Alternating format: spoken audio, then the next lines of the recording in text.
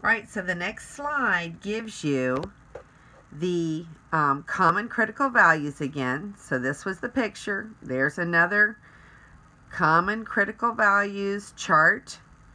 And you can see the 95% is 1.96. Okay, so now we're going to work on margin of error. And guess what? This little cheat sheet I made for you. We just talked about critical value, which is going to change with each confidence level. And then we're going to talk about margin of error. And these two go together to give me my confidence interval. So here we have margin of error.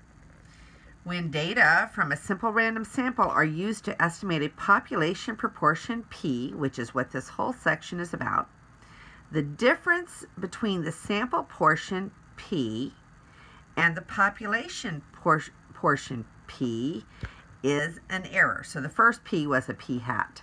The second one is the true population proportion, which is P, and we call that our sampling error. Okay, the maximum likely amount of this error is the margin of error, denoted by E. So we want to find our maximum error because we want to make sure that we're very likely to get our true population proportion right in the middle of this confidence interval. There is a probability of 1 minus alpha. Remember, 1 minus alpha is the confidence level C, that the difference between P hat and P is E or less. Okay, the margin of error is also called the maximum error of the estimate and can be found by multiplying the critical value and the estimated standard deviation of sample proportions. All right, so now that's a whole bunch of words, but guess what? Your book's going to give you a formula to do this with. And here is the formula that we're going to use for proportions. Okay, so we have E is our margin of error, is our critical value that we just found in the last little segment, times the square root. Remember, your P hat and your Q hat are all divided by the N, which is the sample size. And take the square root of that and multiply it by the critical value, and you will get the margin of error.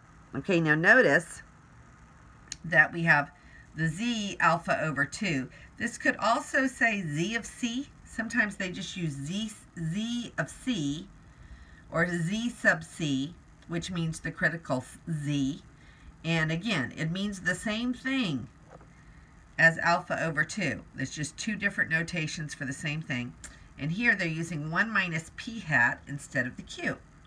So these two equations are exactly the same formula found in two different books. So I put them both here just so that you would be able to see that they're the same. Okay, so then when we're starting to talk about our confidence interval, which again is the big deal here, this is our terminology. P is the population proportion. P hat is the sample proportion. N is the number of sample values. E is the margin of error that we just talked about. Z sub alpha over 2 is the critical value.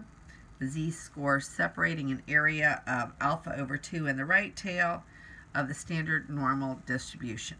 Okay, so now this is the confidence interval right here. So we have P is the true proportion, is going to be the P hat minus the margin of error, P hat plus the margin of error, and the true population proportion is going to lie right in between those. It's going to be less than this one, but greater than this one.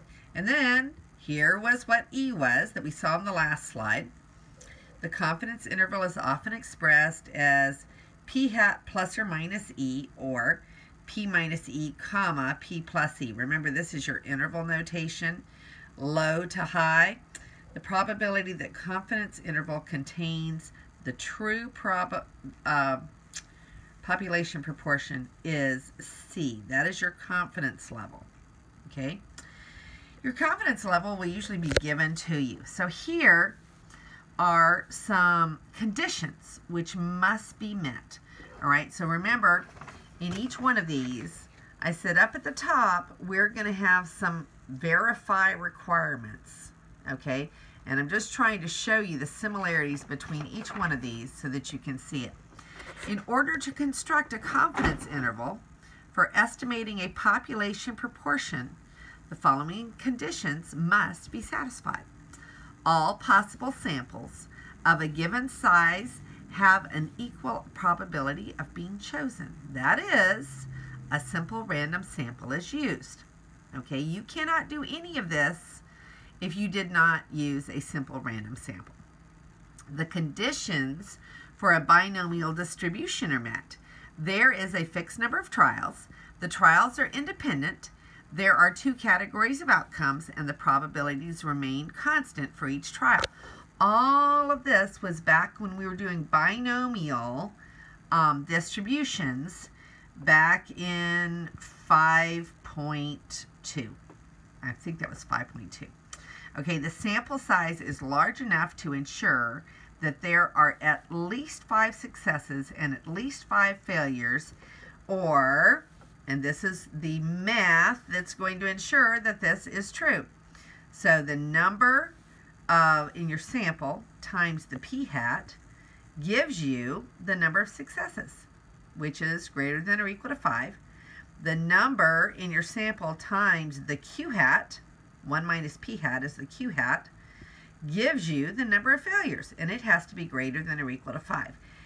If those conditions are met, then we can construct the population proportion confidence interval. Okay, and this is saying we can apply the central limit theorem, which was 6.4, I think, okay, to the sampling distribution because all of these conditions were met.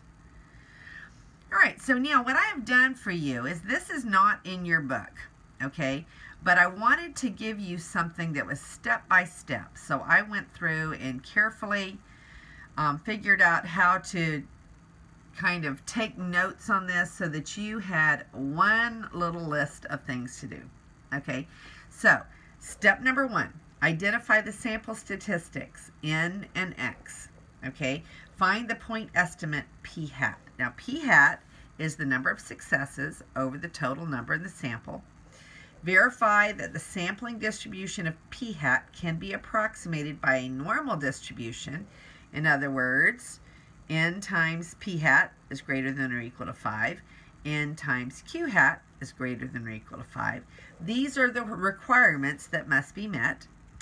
Find the critical value z sub c that corresponds to the given level of confidence. We're going to use our standard normal table or our confidence level. Okay, in this case, we would use our inverse normal here to find this. Okay, and then we're going to find the margin of error, which there's the formula for that. We're going to find the left and right endpoints and form our confidence level, which is right here. And then we're going to round the resulting confidence interval to 3 significant digits. That's a big deal. Okay, so the whole section is about these confidence intervals. And I want you to understand that we're just going to be following the same steps over and over and over again, using different little things just because we have to make sure our conditions and our requirements are met. But it's still the same process over and over. You may use a slightly different formula. That's it. All right, so we've talked about this one a little bit before when we were talking about point estimates. In a survey of 1,000 U.S. adults, 662 said that it was acceptable to check personal email while at work. Construct a 95% confidence interval for the population proportion of U.S. adults who say that it is acceptable to check personal email while at work. Okay, now we're going to follow each one of those little things that was on here and make sure, here's my little cheat sheet here, that we do each one of those as we go through. Okay, so first it says p-hat, which we already found in an earlier slide, is 0.662, because all we have to do is take 662 and divide it by 1,000, and we get 0.662. So then our Q hat is 1 minus P hat. All right, so we're going to find our P hat and our Q hat. Those are going to be the ones that we're going to look for. Okay, because then we have to figure out, are we qualified to do this? N P hat must be greater than 5, and N Q hat must be greater than 5. Okay, so then we find our E, which is our margin of error, which this is the formula they gave us. Remember, we're doing a 95% confidence level. That's where they got the 1.96. We've already talked about that. We can see that right in our z-score chart down at the bottom. And then the P hat was 0.662. The Q hat was 0.338 here. And we divide by 1,000 because that was the number in the sample. When we crank out all that math, we get 0.029. Okay, so E is our margin of error, is 0.029. So now we go and figure out our left endpoint, which was our P hat, 0.662 minus 0.029, which is 0.633. Then we find out the right endpoint, P hat plus our margin of error, is going to be plus the 0.029 or 0.691, and our P, which is our true population proportion, should be right in between there. And we are 95% confident that that is indeed the case, that our true population proportion lies inside that interval.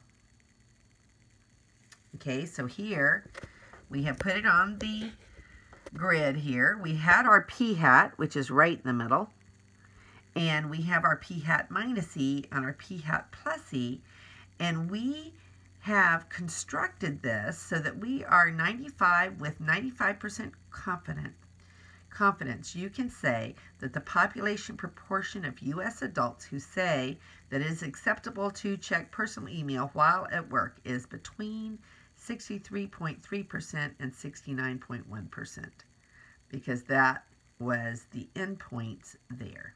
Okay, so then the true proportion is in between those two. All right, so here is another example. Now I just want to show you this. Think about the example you just did. We identified our sample statistics N and X. In other words, we need to know how many are in our sample so that we can find our P hat. In this case, our X is going to be our number of successes, okay? And then we did that. We also found our P hat and our Q hat. Once we found our P hat and our Q hat, we used them to see if we could approximate this by a normal distribution, and we could. Then we found our critical value, which, because this one was one of our very usual ones of 95%, we could just go to our little box on the side and find that one. We didn't even have to work for it at all, 1.96. And then we found the margin of error using this formula. We found the left and right endpoints using those two, and then we put them all together to get our confidence interval, and we rounded appropriately. Same steps over and over and over. All right, so constructing a confidence interval, poll results. This one is in your book, okay? So we noted that a Gallup poll of 1,487 adults showed that 43% of the respondents have Facebook pages. The sample results are N is 1,487 and P hat is 0.43. So basically they're enumerating what are the things that we have to work with here that they have already given us. Number one, find the margin of error. Okay, now finding the margin of error is really the step that we're going to, and it says find the 95% confident interval estimate. So this is your confidence level. Okay, now they have not discussed the critical value here. the critical value is going to have to come before the margin of error because we need the critical value to figure out what the margin of error is. Okay, so the critical value is going to be the z-score that goes with the 95% confidence level.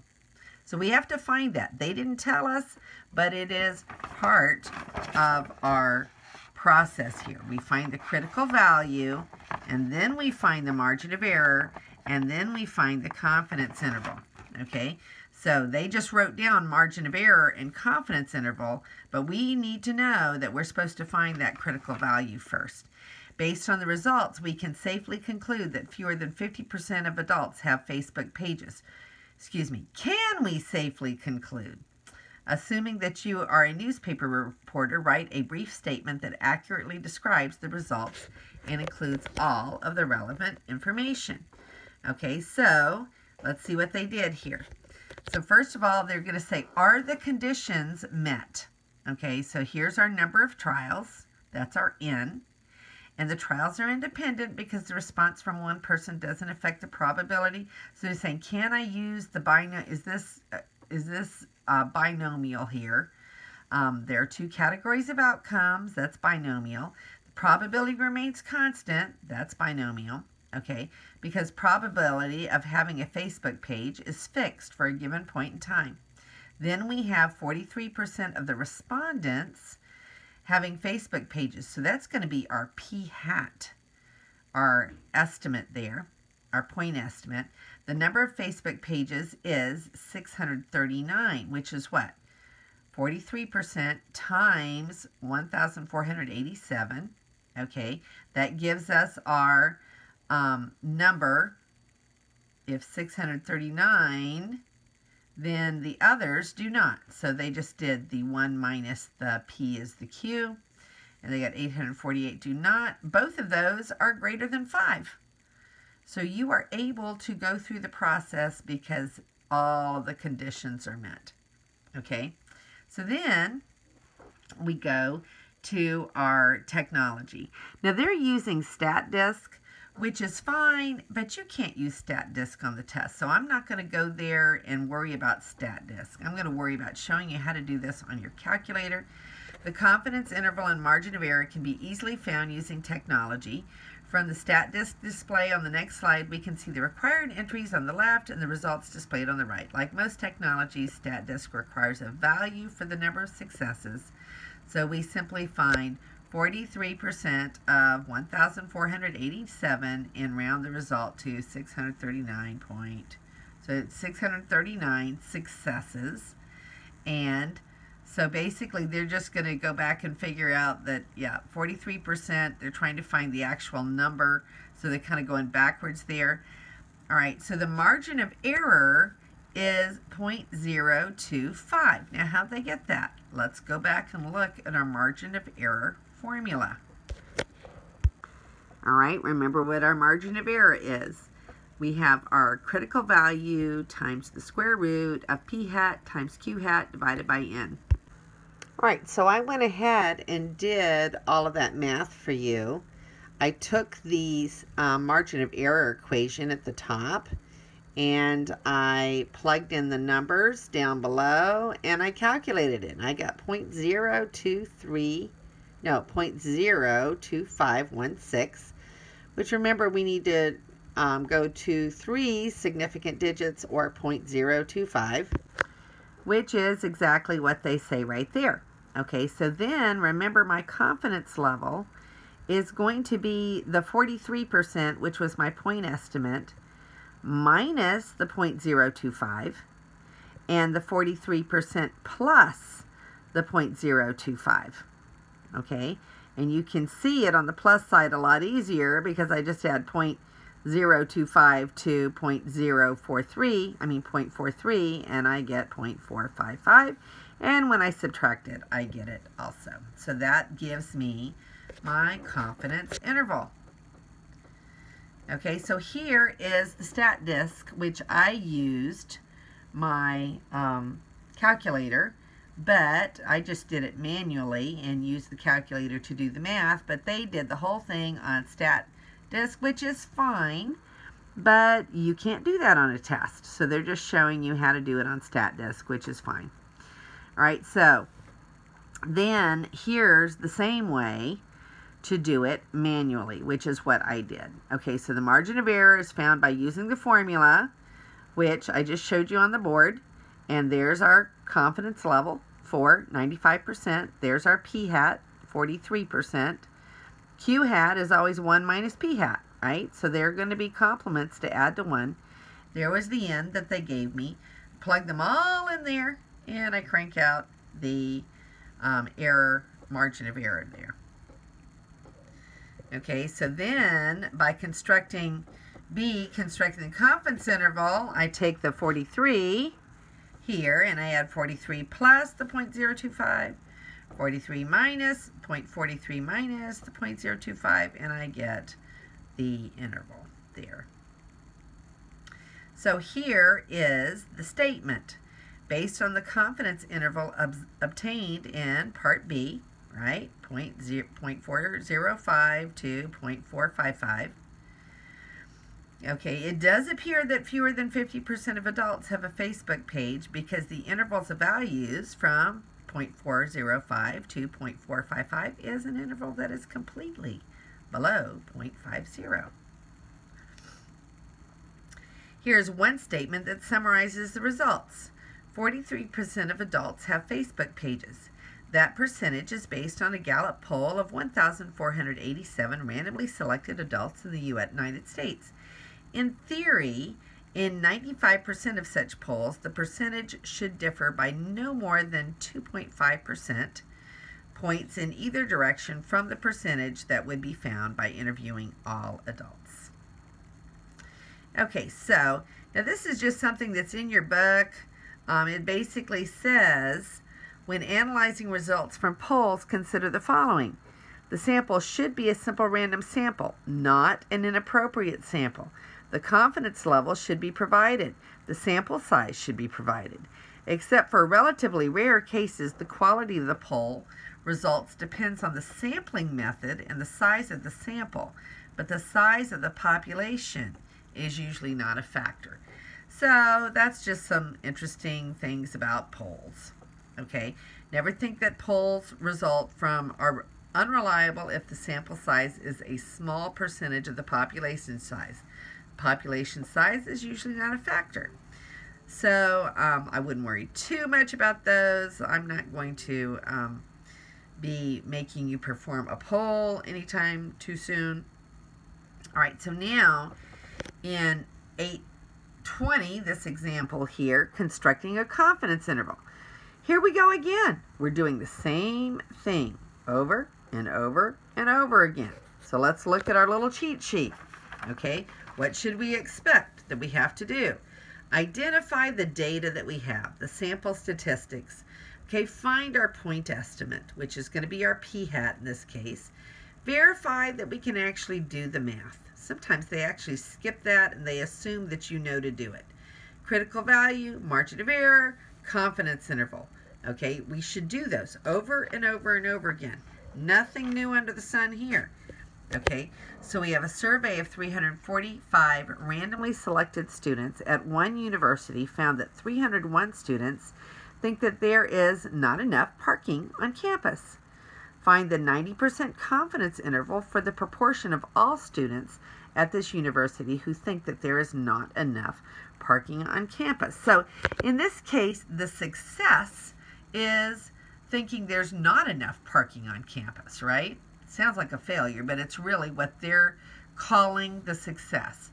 The number of students or the proportion of students that think there is not enough parking is going to be our success.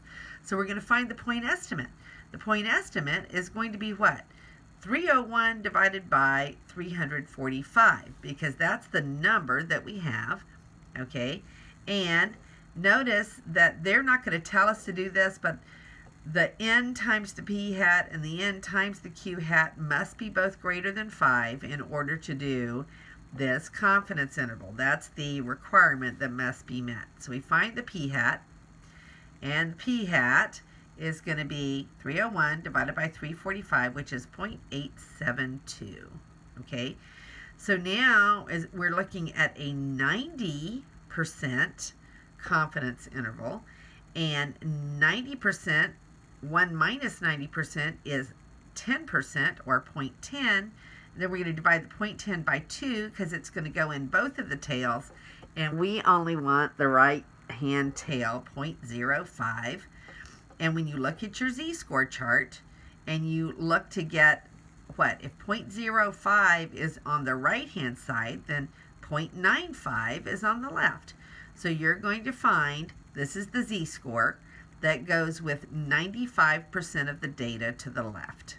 Okay, so you can find that through your z-score chart, or you can find it through your little confidence level chart, or you can find it using your inverse normal on your calculator. Okay, practice doing that. And so we found that it's 1.645, so the 1.645 goes in our margin of error formula right below our critical value there, our p hat, and then 1 minus p hat is our q hat. And then our n is 345. We end up with 0.029. And that is our e, which means we're going to get to the next part. We're going to add the e to, that's the lower level, they're subtracting. And then we're adding the e and we're subtracting the e from the proportion, p hat, which is our sample proportion. Okay, so then we end up with two values, the lower value, the upper value, and we write our confidence level. Between them, we're saying the true population proportion with 90% confidence lies in that region. Okay, there you have it. Note that these proportions are expressed as decimals, which is typical for confidence intervals. So we could write it as a in interval notation. We could write it in this less than notation. We could use either one. Okay. When we use a calculator to find a confidence interval for a population proportion, we actually need less information than when we find it by hand. We no longer need to calculate the sample proportion first. The calculator does that for us. So this is actually knowing how to go in and use confidence intervals, which they're going to show you here shortly. They're showing you just basically how to use the calculator on this. And there you go. This is what you would use. You would go to input these values in the calculator, press Stat, select Test, and choose option 1, which is Prop Z and okay, so you're looking at that function, which is going to be the first function. Once entered, the calculator would give you the results. All you have to put in to this function is 500 for the x, and then n is 820, which this whole example, if you follow the example through, okay, and then you're going to use your C level as 95%, and you hit calculate, and it's going to give you your confidence interval. Okay, so this is for proportions, and the proportion and the interval. So you can see proportion and interval in the name. They don't have confidence in the name, but they've got proportion and interval in the name.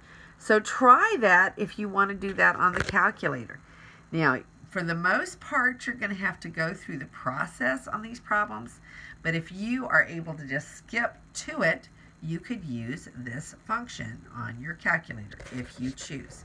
I usually do it going the whole routine and getting my margin of error because most problems require you to go all the way through, but this is one way to get around it. If all you have to do is give the confidence interval, then you can just jump straight to it just knowing the x and the n and the confidence level, and you can skip everything else.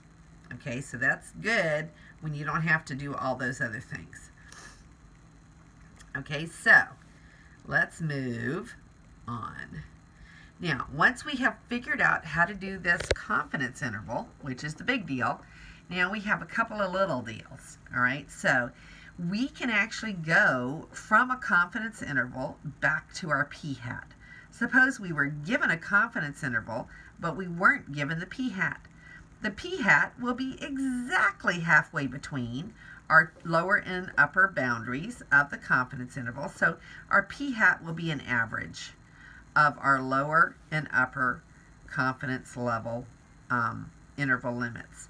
And then our margin of error will be the upper confidence interval limit minus the lower confidence divided by 2. So if you're ever given an interval and asked to find the E, you can do that. All right, so those are just 2 more formulas that are handy to know if you need to go backwards on something. All right, so here we're going to do that. The sample proportion is the p-hat, and the margin of error is the E. And notice what our formulas give us, the p-hat and the E. The p-hat is going to be the average. The E is going to be the difference divided by 2. So we're going to use those 2 formulas. Okay, so here it says we're going to find the p-hat. You add the 0.58 and the 0.81 together and divide by 2, and we get 0.695. And then you add, on the E, you subtract the 2 and divide by 2, and you get 0.115.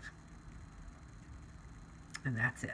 Okay, so now the last little part of this section is determining sample size, finding the sample size required to estimate a population proportion.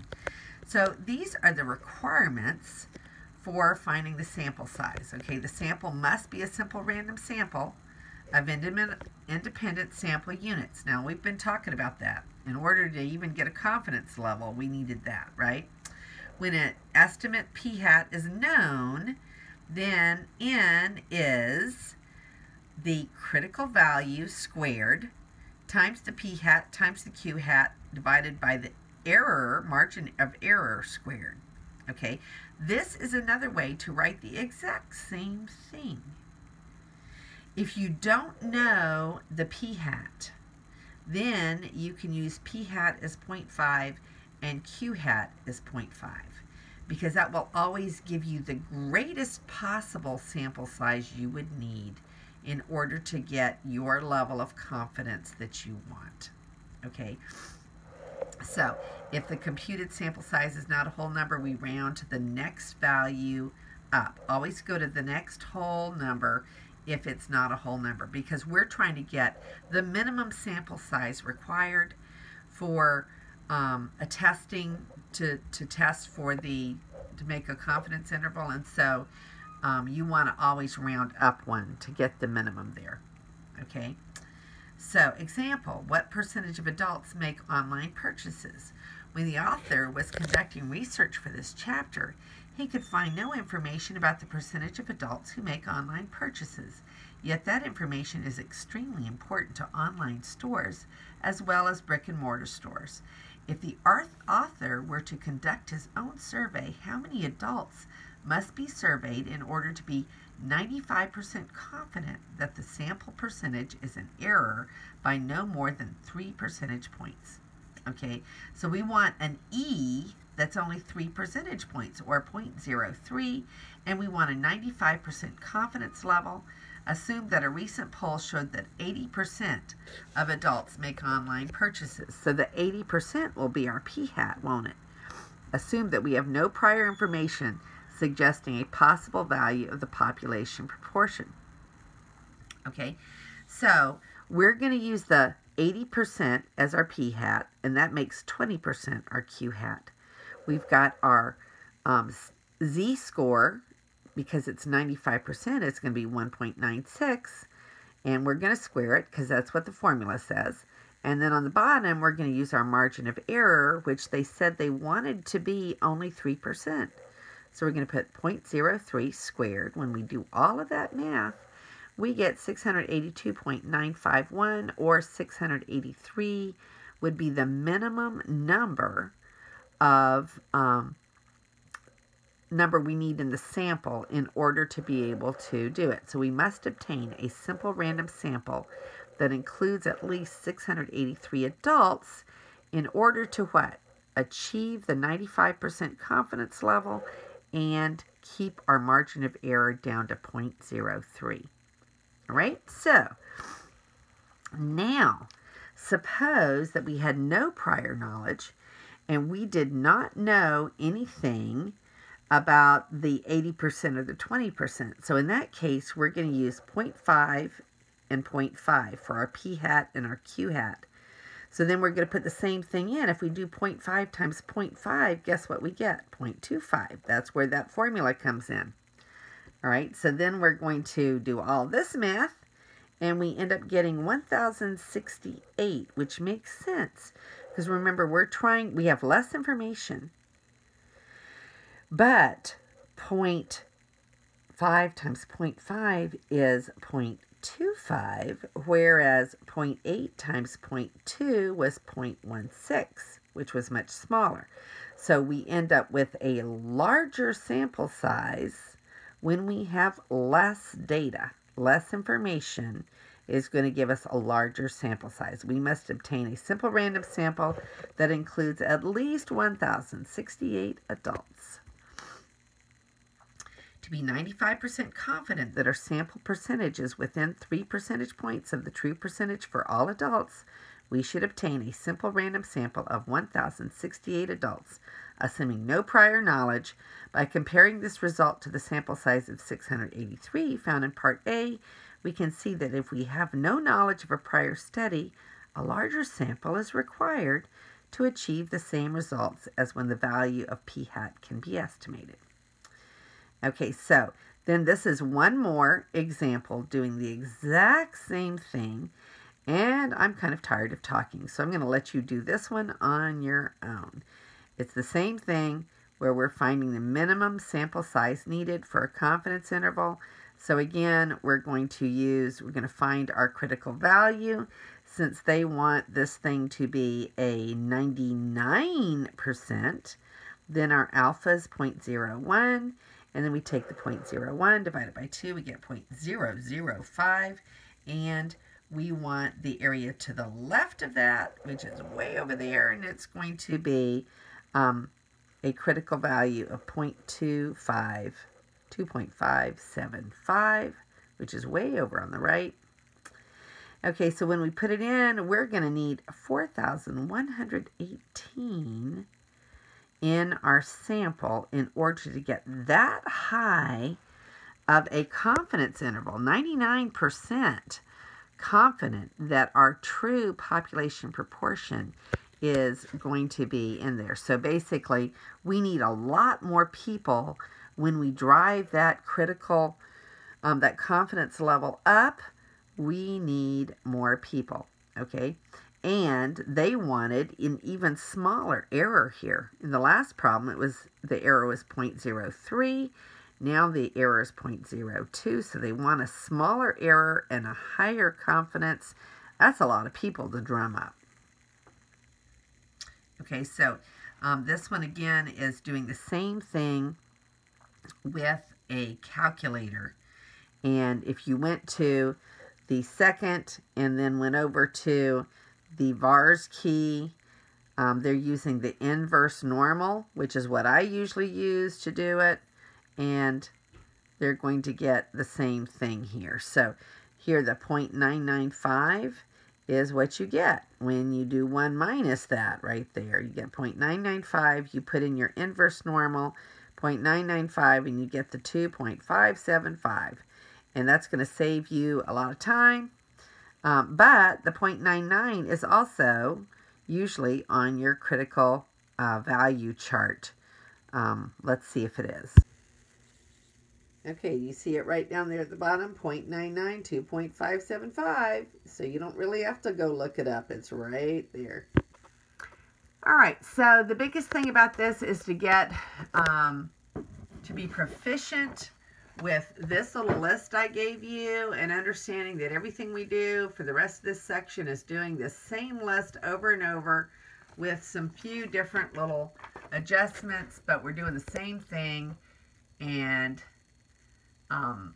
so that was that example. And then there's another example. See, this one was 8.22. The next example is 8.23. Now notice what they're asking you to do here.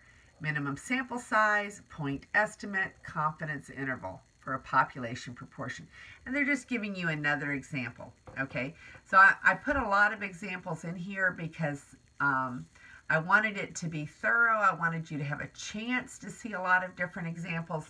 Sometimes I don't think our book is very example heavy, and I like to give you a lot more examples so that you can just get your calculators and go through them, but I'm not going to do each little step. I want you to be able to take your calculators and go through them. I'm just providing you the answers and how they work them so that you can go get your calculators and go verify those. Okay, so that's another example using the technology again that you can go through. Okay, and that's the end of 8.23. And there it is, so a long example there. I'm going to let you go through that on your own. Again, it's doing the same thing over and over and over again. But, you know, having a lot of practice is good. And that is the end of 7.1. And we are about to go into 7.2. And I will do that in another video because I think this one is getting so long. And videos that are too long take very long to upload onto the internet. And this is Mrs. A. May God bless your day.